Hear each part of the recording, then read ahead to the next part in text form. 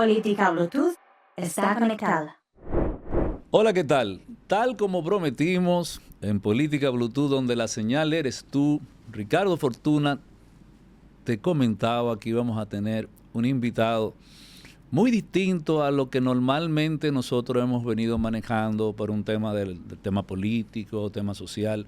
Hoy quiero hablar con la academia, hoy quiero hablar con una parte del relevo que la sociedad dominicana ya está aprovechando de muy buena manera en instituciones importantes y que con aquello que tiene que ver con el derecho administrativo, con regulación, ha ido desarrollando una carrera con muy buena oportunidades de que la sociedad lo siga aprovechando. Hoy tengo conmigo al buen amigo Francisco Franco, quien va a hablar de lo académico, lo simple que regula, lo extraordinario que puede ser la aplicación de una ley, derecho administrativo y también, ¿por qué no?, daremos una revisadita a lo que es la Cámara de Cuentas de República Dominicana. Vamos a ver qué nos trae esta entrevista sin desperdicio. Señor, bienvenido, ¿cómo está usted? Gracias, Ricardo. Primero que nada, saludar a la audiencia. Para mí es un honor. El honor es mío. Realmente tus palabras constituyen un compromiso. Espero que no sea que la amistad esté nublando esas consideraciones. No, los hechos están pero ahí. Realmente para mí es un honor y un compromiso llenar los zapatos que tú me has puesto frente para calzar y nada. ¿Cómo tú te sientes formando parte de esta nueva generación de profesionales, verdad? Que han dedicado tiempo suficiente para formarse, para que a la hora de que la sociedad los demande, lo señale y lo diga, bueno, no, vamos a insertarlo en lo que es esta nueva, este nuevo ejercicio dentro de lo que es la profesión del derecho, ¿verdad? Y toda esta amplitud en lo que tiene que ver la sociedad que en la República Dominicana se ha ido formando, tú desde siempre ligado a temas de academia y todo lo demás. ¿Cómo te sientes? Sí, yo creo que en un caso individual, que es el mío, lo podemos proyectar a la generalidad. Tú y yo que tenemos una amistad ya de muchos años. Así es. Que ha visto el trabajo y el esfuerzo que ha costado ir alcanzando, ir avanzando profesionalmente. Me gustaría, más que hablar de la experiencia particular, alentar a la juventud a que se dedique justamente a la preparación, al trabajo. No quisiera personalizar, reitero el tema, y que asuma ejemplos, como el tuyo también, valga la redundancia, de construcción de proyectos a futuro.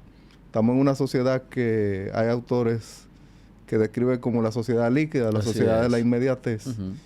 Y en el caso tuyo y en el mío, y de muchos otros jóvenes que están ocupando posiciones, nos ha costado esfuerzo, nos ha costado tiempo, nos ha costado trabajo, nos ha costado estudio, nos ha costado dedicación, nos ha costado disciplina, pero hemos llegado a posiciones donde podemos hacer transformaciones que incidan en el día a día de la población.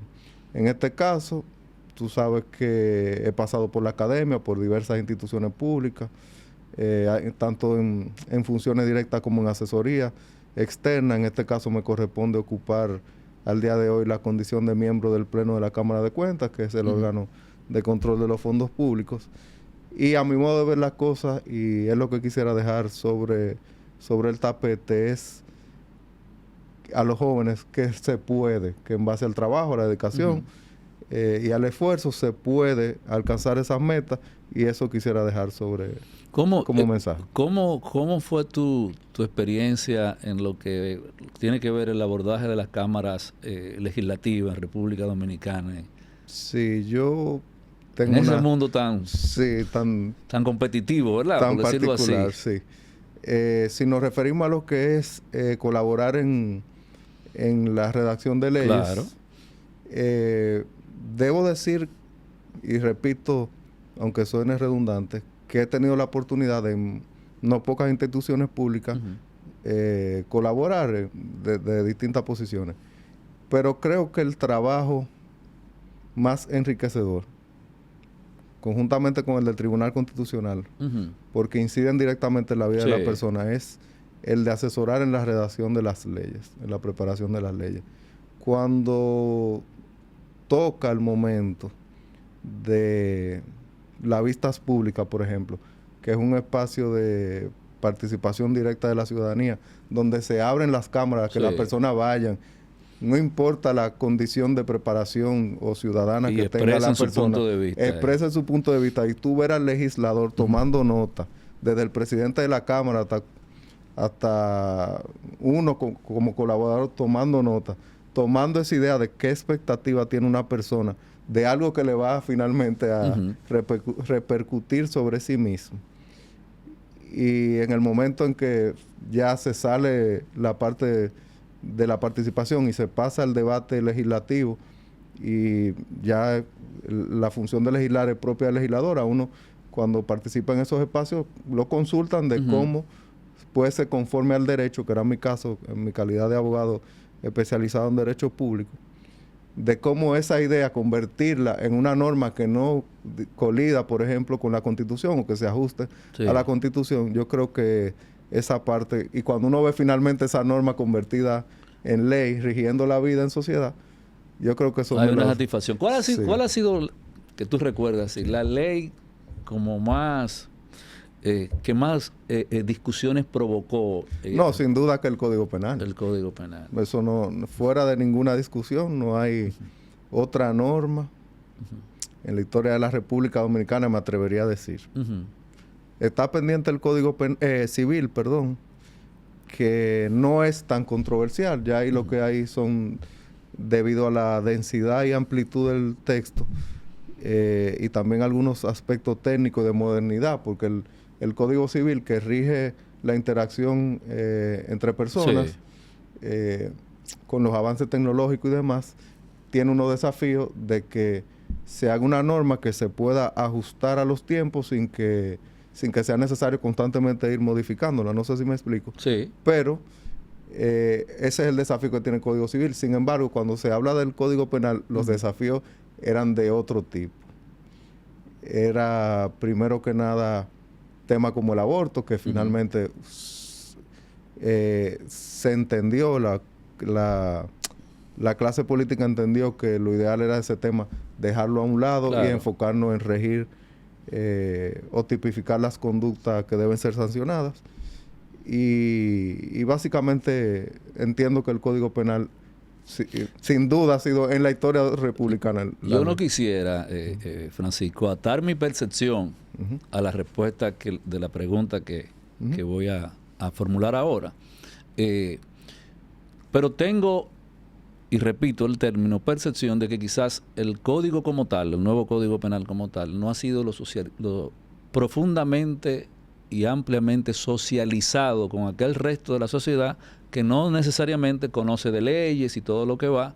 Y pongo, ¿verdad?, como muestra un botón, muchos dominicanos desconocen el tema del impacto de la riña en la vida de la persona, lo que genera una riña, y ahora las consecuencias que hay un poquito más severas.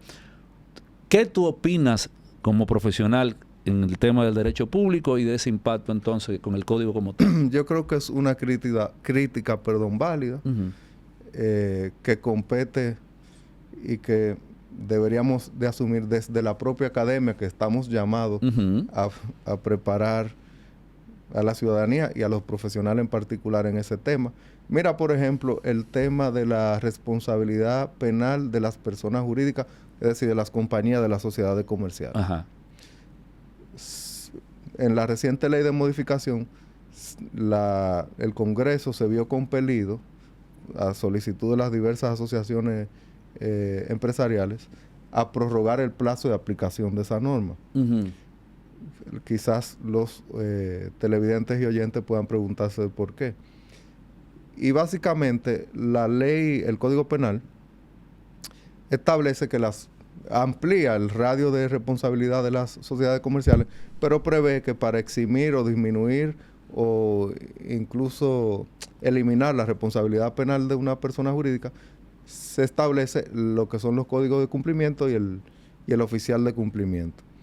Debido al desconocimiento, muchas sociedades comerciales no habían dado ese paso y se entendió, lo tomo de ejemplo de cómo incide lo que tú dices en esa preparación previa que debimos haber hecho todos. Y tal como tú dices, hay una cantidad de conductas innumerables, algunas novedosas, otras necesarias, otras que estábamos haciendo malabares para sancionar que no estaban claras en el Código Penal que teníamos antes. En fin, creo que el llamado o la observación que tú haces es sumamente válido y que debemos asumir todos los actores que entendemos tenemos cierta incidencia sobre el tema de la difusión de la norma. En mi caso personal, que al día de hoy me compete más que nada observar lo que es, o poner el ojo sobre lo que es las conductas que inciden sobre la actividad administrativa, sobre la gestión de los fondos públicos y demás, ciertamente hay un espacio que llenar con relación a esa difusión. Desde nuestra institución vamos a asumir, la institución que encabezamos conjuntamente con el Pleno, vamos a asumir ahora en los próximos días, ya eso fue anunciado incluso por la presidencia. Claro. Sí, vamos a asumir la difusión de esos temas, tanto al interno y pienso que también debe hacerse hacia afuera. La Procuraduría ha hecho un trabajo de difusión, aunque ha sido muy reciente. Debo reconocer que la Procuradora ha hecho un esfuerzo reciente en los últimos, digamos, 2 o 3 meses de promover el contenido, de hacer publicaciones, de hacer incluso un material didáctico que publicó en su cuenta, etcétera.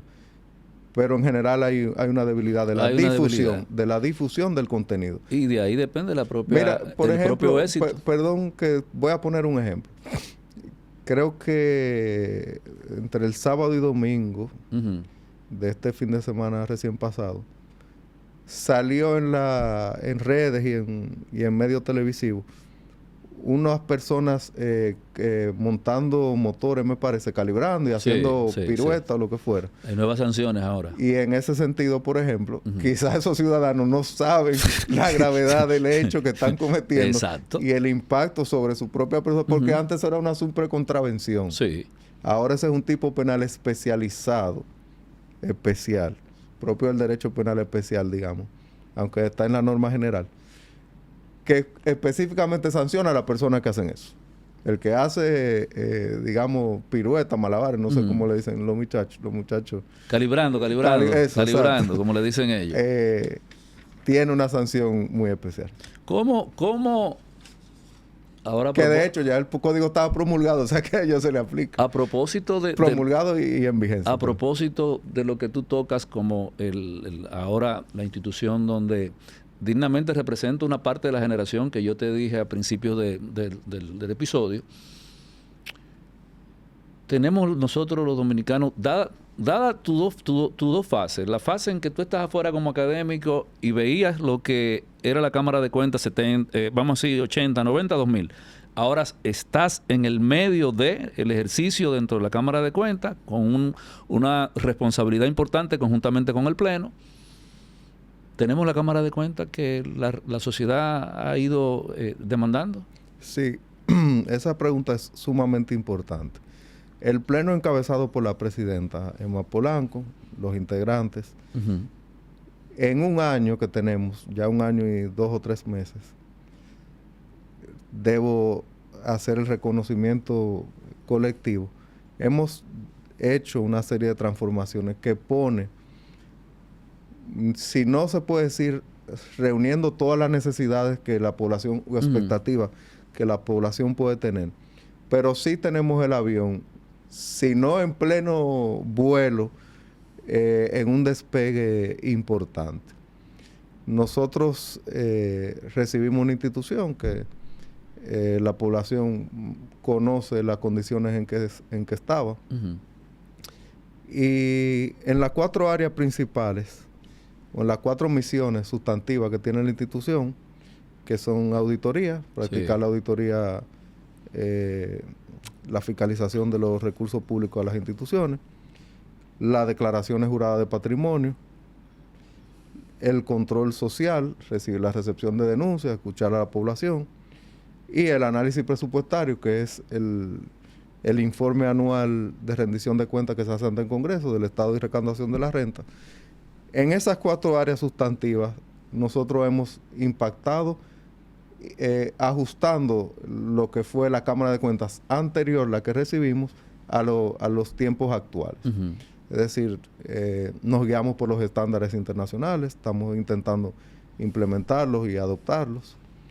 Hemos implementado tecnología, estamos intentando implementar interoperación o interoperabilidad con los sistemas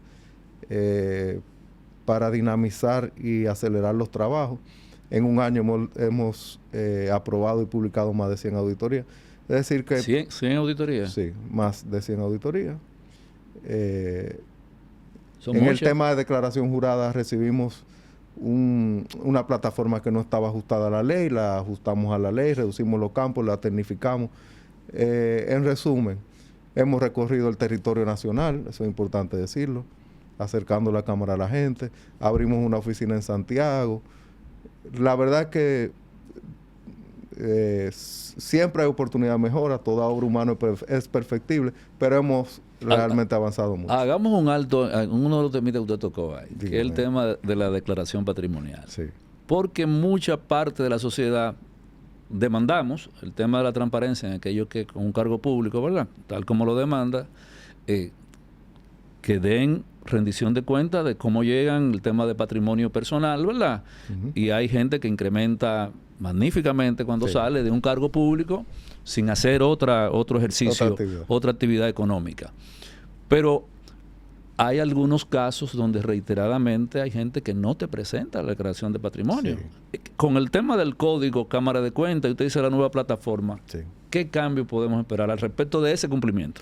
Ahí yo quisiera iniciar señalando que, por ejemplo, en el ámbito congresual Ujú. hay un cumplimiento del 100%. En el ámbito del Poder Ejecutivo el cumplimiento es muy, muy alto, es decir, en el Estado, en el gobierno central. Donde hay mayores desafíos de cumplimientos en el ámbito municipal. Buscar la causa ya sería un tema incluso que caería en el campo de lo académico y que Sí. no es competencia institucional. Pero hay temas como la distancia física y la falta de plataforma instalada en muchos municipios. Ujú. Incluso eso muchas veces son ciudadanos que apenas el nivel de preparación quizá no le permite tener conocimiento de algunas obligaciones. Estamos haciendo un trabajo fuerte con la Liga, con FEDOM, con FEDODIN, porque ese es el sector donde tenemos mayor debilidad. Con relación a las consecuencias jurídicas, por Ujú. ejemplo, la ley, que desde el año 2014, demanda una modificación y un ajuste a los nuevos tiempos. Ujú. De hecho, Usted dice la ley de municipios. perdón, la ley 311-14, que es la ley de declaración jurada. Ok, la misma La de ley como municipio tal. también, pero ese es exacto. otro tema. Sí. Para circunscribir. Por eso quise Sí, compaginar sí. una cosa con la Sí, otra. Sí, ya eso es una necesidad improrrogable.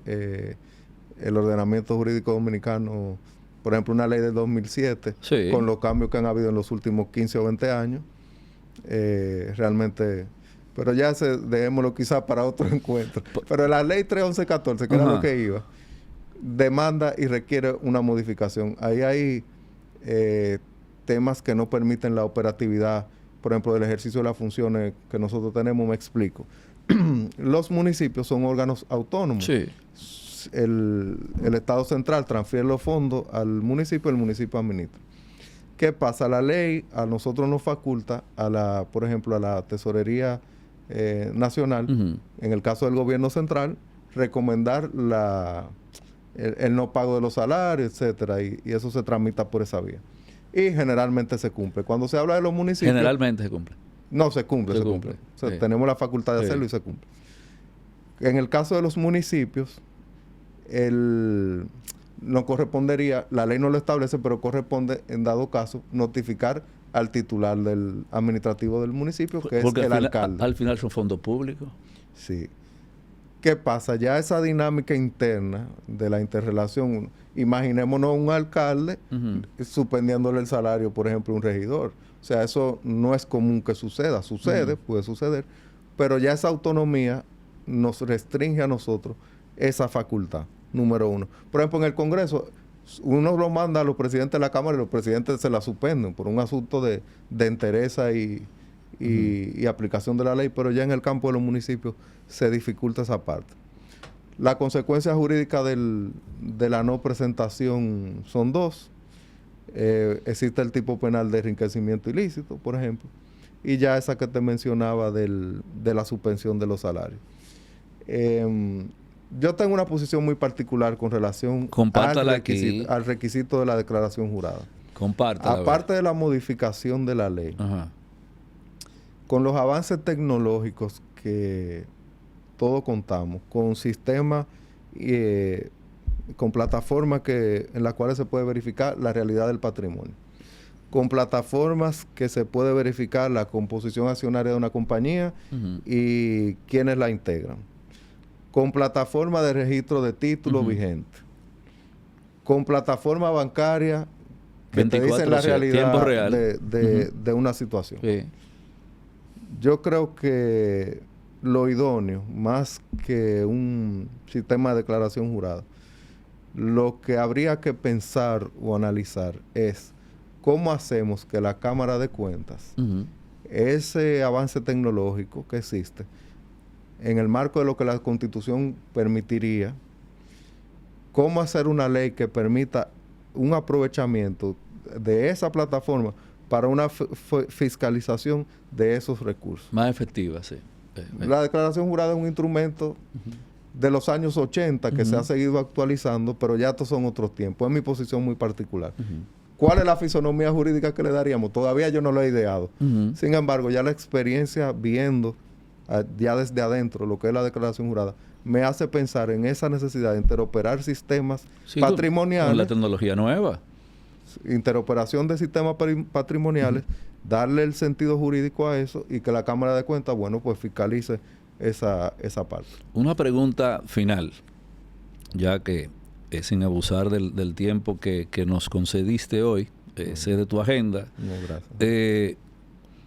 El concepto de irregularidad administrativa bajo el amparo del nuevo Código Penal y la relación con la Cámara de Cuentas, con ese concepto como tal, ¿verdad? ¿Qué cambio tiene? Bueno, la verdad es que a partir del artículo 284 y siguiente del Código Penal, el mapa, el universo de la función pública dominicana ha cambiado. El 284 tipifica y prevé la conducta general y transversal a todas las demás conductas de irregularidades de la corrupción.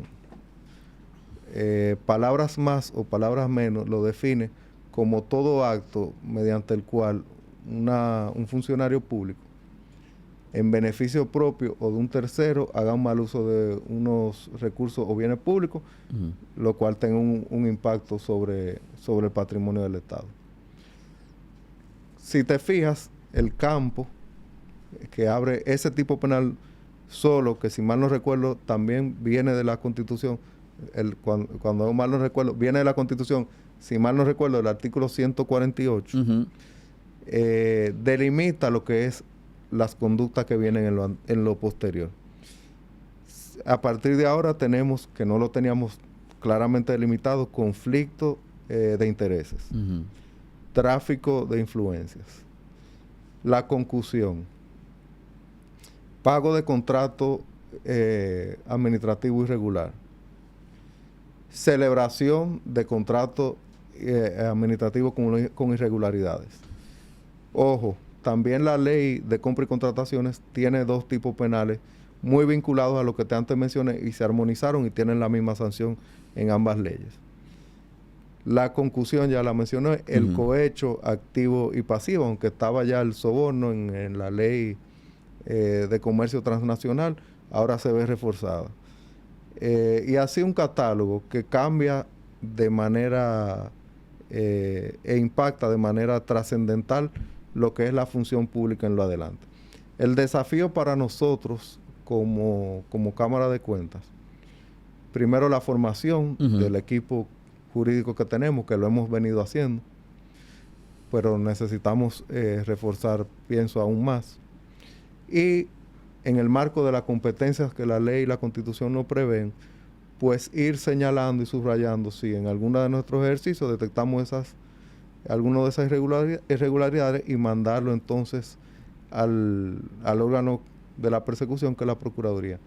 Vale la pena resaltar que la propia ley de Cámara de Cuentas establece que el medio de prueba idóneo para todas esas conductas es justamente los informes de la Cámara de Cuentas, que claro, pueden ser refutados por otro medio de prueba, pero certificarían en su caso la comisión o no de alguno de esos ilícitos. ¿Qué quedaría pendiente en el 2026 por hacer de la Cámara de Cuentas? Sí, esa es una pregunta muy interesante. Primero que nada, acelerar el paso tenemos proyectado terminar este año con cerca de 100 auditorías más, cumplir con nuestro plan anual de auditoría, que ya viene a terminar de fiscalizar lo que son los primeros 4 años de la gestión anterior 2024. Y ir poniendo al día al año vigente, es decir, ya completar entonces posteriormente 25 y 26, cosa que en la historia de la Cámara de Cuentas nunca se ha hecho, que una institución que esa institución lleve al día sus planes anuales de auditoría según las gestiones. Siempre, si tú te fijas, históricamente los informes vienen recogiendo gestiones anteriores, valga la redundancia. Continuar la actualización jurídica que te decía del equipo, ajustando a esas 2 leyes, valga la redundancia también, porque la ley de compras también impacta sobre la función que nosotros ejercemos. La nueva 4725. Sí, claro, porque cuando fiscalizamos nosotros debemos verificar no solamente el aspecto financiero, sino con relación a la eficiencia, eficacia y legalidad del gasto. Entonces, por eso la ley 1824 tiene un catálogo tan amplio de auditorías.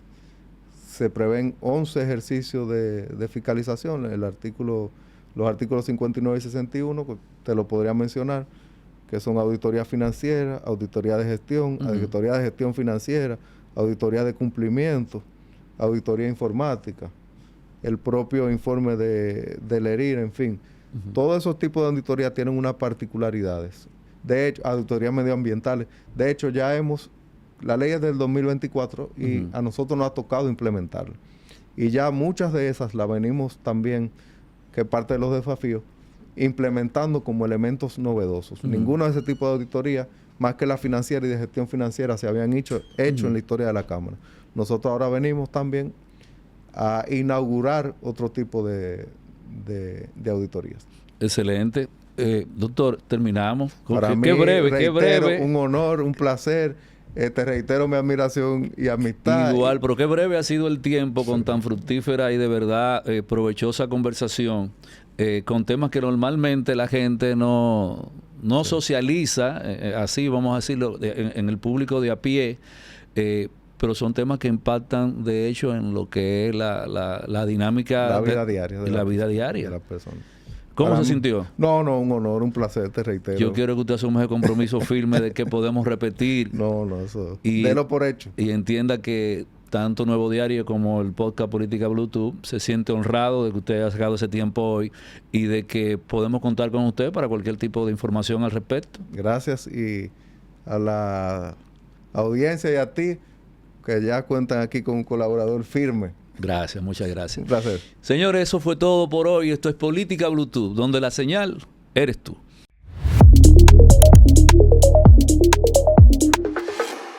Política Bluetooth está conectada.